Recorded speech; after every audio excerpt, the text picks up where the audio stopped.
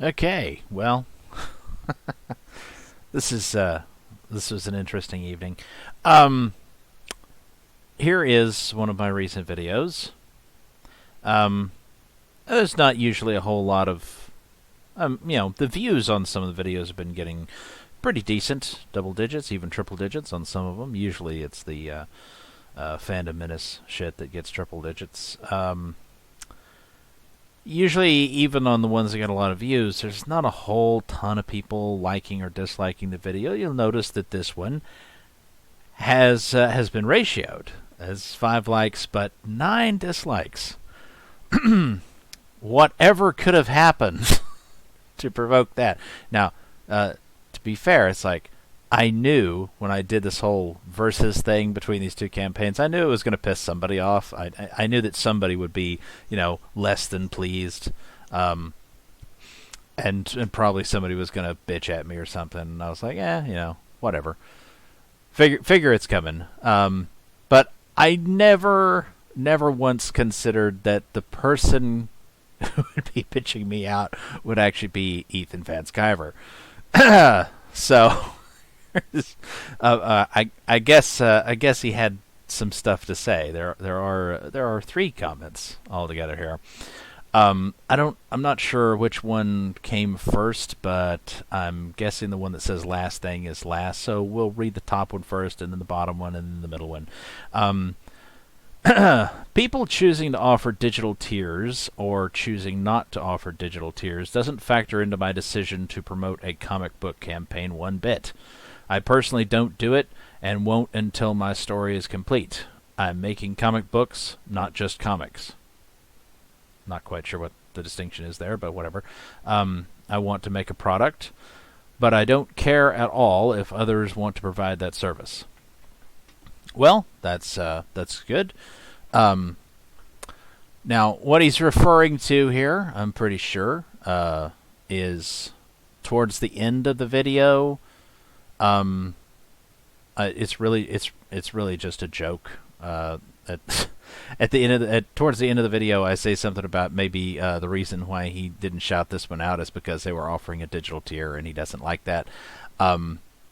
Yeah, I wasn't really serious, like at least not completely serious about that. I mean, I know from things he said that he doesn't really think that a digital tier is a good idea. That is something he said in the past. But as far as me saying he wasn't shouting these people out because of their digital tier, I didn't really, like I wasn't really all that serious about that. I was just saying that. It's just kind of a joke. But anyway, apparently he took it seriously. One of the reasons that I don't aggressively promote campaigns outside of my direct circle of pals is because of stuff like this. I promote one campaign, it pisses off a bunch of people. If I promoted a dozen, a bunch of creators and their fans would still feel passed over. I understand. I get it. He is not in an enviable position on that. I understand that. Dame Gang creators sent me an absolutely beautiful drawing of Cyberfrog, and it looked professional. It caught my attention, and their campaign looked great too. Part of the problem with indie comics is that we lack the promotional power of the mainstream. It's on the creators to make up for that. Getting attention from other creators or on other platforms is the way to do that. Dame Gang definitely earned their shout out from me. All right, fair enough. He says they earned his shout out. All right, I can accept that. I can accept that they earned that. So you consider this, I guess, a sort of a retraction. It's like Dame Gang. Is it where is it? Oh, come on. There we go. Dame Gang earned what they got. They just earned it a different way. than the other campaign, which they have shot way ahead, by the way. They've shot way ahead of where the other campaign got to. But anyway. All right, last thing. Dame Gang earned it. Well, you already said that, but the book looks professional. You already said that too. It's good enough in quality to be published by DC Comics or Image, in my opinion. Well, he'd know more about that than I would. From there, Billy Nunez sought some promotion. To make a crude comparison, did Elvis not earn it by appearing on the Ed Sullivan Show? You can have the greatest talent in the world, but unless you find a way to let people know about it, nobody will pay you for it. True enough. All of these guys have to get out there and make some noise where people buy comics, or they might as well not make them. So those are fair points. Like I said, I will more or less take back what I said. My observation is still.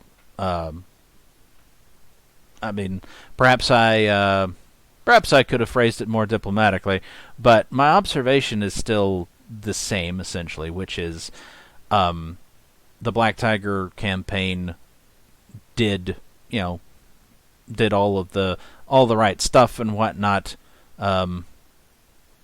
and only got as far as they did, and this Dame Gang campaign succeeded in catching Ethan's attention and got a shout-out from him, and his shout-out translated to more sales for them than the Black Tiger people managed without that kind of endorsement. So that observation, that's still a fact. The observation about Ethan's star power, whatever you want to call it, his endorsement still carrying considerable weight. And that's not a knock about his weight either. But anyway, it's like that's still a valid thing to note. But fair enough, point taken. I said they didn't earn it. Okay, they earned it. They earned it a different way with a different marketing strategy. Fair enough.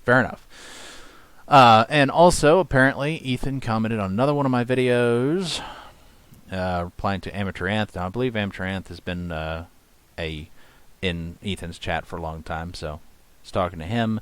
Amateur Anth says, most people in CG don't offer digital because EVS deemed it bad. And I don't know if he's saying that because he believes that or because I said it. I don't remember. But Ethan did say that. Like, I remember very specifically watching a stream, and to be fair, Ethan may have only been referring to the creators that were on that stream with him rather than all of CG, but he did say that he didn't believe that doing digital tiers was a good idea. I mean, he did say it kind of like a blanket statement, as I recall. He may not have specifically said, "Hey, everybody in CG, don't you dare do that." It's like he didn't say that, but people follow his lead. They do, and he didn't just limit it to a statement about how y'all can do it if you want, but I'm not going to. Like, he didn't say that either. It's like he said he didn't think it was a good idea. And one of the things that he cited was piracy, which, as I've said many times, it's like he might have to worry about piracy, but basically nobody else in CG is going to have to worry about piracy. Not unless they, get massively more popular. Anyway, so EVS replies, well, what do I know? All of these smaller creators should offer digital, in my opinion. Well, great. Amateur Anth replies, I agree, but once, or if they get to your level of sales, they get to your level of sales, I would probably stop offering a digital. And I don't really agree with that either, frankly. I mean, first of all, admittedly he's saying if, and they're probably not going to, honestly. Most of them are probably not going to reach Ethan's level of sales. But I think Ethan just made the point, didn't he, in one of the other comments? He said something along the lines of, he's gonna offer digital maybe in the future once the Cyberfrog story is told.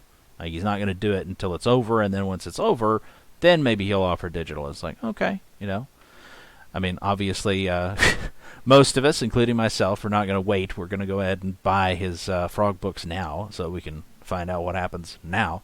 But it's nice to know that digital is not something he's taking completely off the table.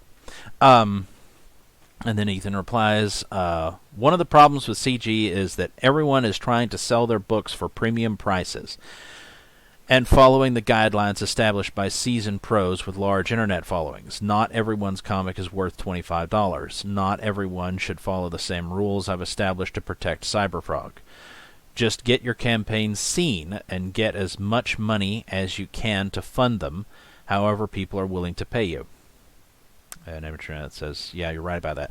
And that's a very good point, too, about this is something that, again, I'm sure that he'd...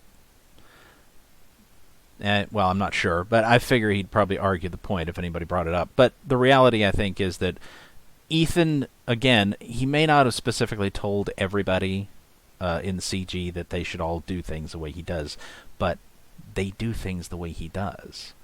They follow his lead. Whether he wants them to or not, it doesn't matter. They follow his lead. So, and hey, look, again, not his fault that they do that. So it's not, I'm not putting it all on him. Also, you need to make your books cheaper, Ethan, because no, I've made the point before. Ethan can afford, he can get away with it. It's like he can charge premium prices because he has premium quality to offer. He has his art, which is amazing. He has his IP, which is of great interest to people. He has Kyle Ritter's coloring, which is awesome too. But he also, of course, has name recognition and so on and so forth. So he has a lot of things going for him. What is that called? Is there a term for that? Is that like a... Well, I don't know. The term... Well, it's not really talent stack, but there's some similar term, right? I think. I don't know. Anyway, but yeah, it's like he can charge $25 and plus 10 shipping, and he's also advised people, I believe, to do that. I'm pretty sure that I have heard him on stream telling people, again, maybe he was only specifically speaking to the people that were on the stream with him, but nevertheless, it went out there for everybody to hear. Something, I think, along the lines of cautioning against charging too little for shipping. Like somebody considering doing $5 maybe, and he was like, oh, maybe you don't want to do that. Maybe you want to go for 10 because if it winds up that, it costs you $6 in shipping for every package, then you've just royally fucked yourself. And he's not wrong. You need to figure that shit out beforehand. And if you can offer people $5 in shipping, then I would certainly recommend that you do that. But you need to do the math ahead of time and know that you can actually afford it. Anyway, so, but I do believe at some point, and he made commentary at some point about the $25 price tag, and to be fair, I really think that when he made that, if I remember correctly, when he made that comment, I think he was just talking about Cyberfrog. I think he was talking about his shit. He wasn't talking about anybody else's. But you see what's happened, though, is like whether he specifically told them to or not, everybody does tend to follow his lead on that shit, and so a bunch of them are doing, they could probably afford, if they would do the math and make sure, they could probably afford to offer $5 in shipping. If you're not shipping a whole bunch of extra shit, it's like just one comic, probably you can manage for $5. But instead, of course, they're charging 10 in shipping, just like he does. And probably if their art is not as good, which let's be honest, hardly anybody's is, anywhere near the level of his, not just in CG, but anywhere. I mean, he's, his art's awesome. I've said that before. But anyway, it's like, not everybody's comic, like he says here, not everybody's comic is going to be worth $25. But so many people just want to go ahead and charge that. And so they're all following his lead. Again, yeah, that's on them, but it's it's only fair to point out that they do in fact follow his lead on this crap. And again, to be totally fair to him, I do believe that after having made a lot of these observations, he did later observe, I believe also, that not everybody should probably be charging the same that he is, because not everybody can get away with it. Not everybody can say that, oh well, my property, my art, my whatever is it's not it's not of such premium quality that I can charge that premium price. So, but anyway, I thought I would address that, and like I said, I will admit when I'm wrong. He did make a good point there. Dame Gang did earn its money, but as I said, it earned it differently. It could have done it the way that the way that the other campaign did, although again probably wouldn't have gotten as far, wouldn't have made as much money, or it would have taken much longer to hit the same goal. But anyway, like I said, they pursued his endorsement, apparently, which I don't think I knew that they were doing that at the time of the making the video. Did I? I don't know. No. Amateur Anth, did he comment afterwards? Oh no, Inglaterra did. Yeah, the only reason because they drew Cyberpunk pictures. So yeah, I think I didn't learn about that until after the video. Anyway, so yeah, like I said, fair enough. Ethan's point is well made. They did earn their money. They just earned it by earning his endorsement of them. And as I said, my observation that his endorsement still counts for quite a bit and can still get you a lot of, like I said, I mean, I made some criticisms of the style of the artwork, at least, that I didn't personally care for. But, maybe I was a little bit harsh in suggesting that they didn't deserve the money, if I said that. But anyway, but like I said, not not too proud to offer a correction when I have been proven to be wrong. Fair enough, sir. They earned your endorsement, and thus they earned all their backers. All right. Until the next one. Lord Vader, this is an unexpected pleasure. We're honored by your presence. You may dispense with the pleasantries, Commander.